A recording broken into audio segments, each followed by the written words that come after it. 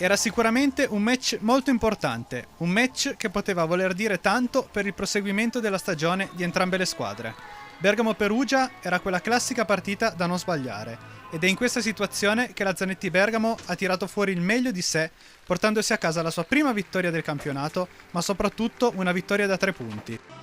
La formazione di coach Daniele Turino sconfigge il Grifone perugino con il risultato di 3-1, con i parziali di 25-17, 25-20, 19-25, 27-25.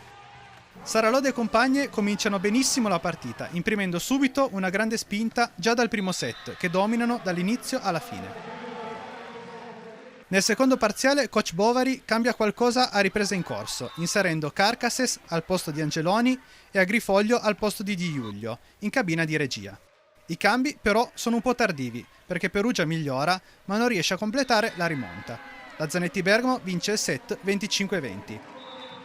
Nel terzo set Perugia conferma il sestetto con cui aveva terminato il secondo parziale e finalmente riesce a imprimere un buon livello di gioco, mettendo in difficoltà la formazione aerobica e vincendo 25-19. La quarta ripresa è combattutissima, con Perugia sempre leggermente avanti fino al punteggio di 18, dove cominciano i sorpassi e i controsorpassi tra le umbre e le lombarde.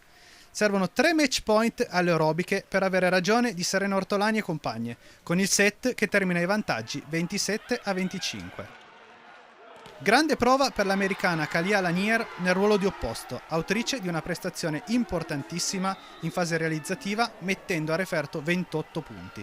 La prossima settimana la Zanetti Bergamo sarà impegnata in Brianza contro la Saugella Monza, mentre la Bartoccini Fortinfissi Perugia ospiterà la Unet Iwork Busto Arsizio.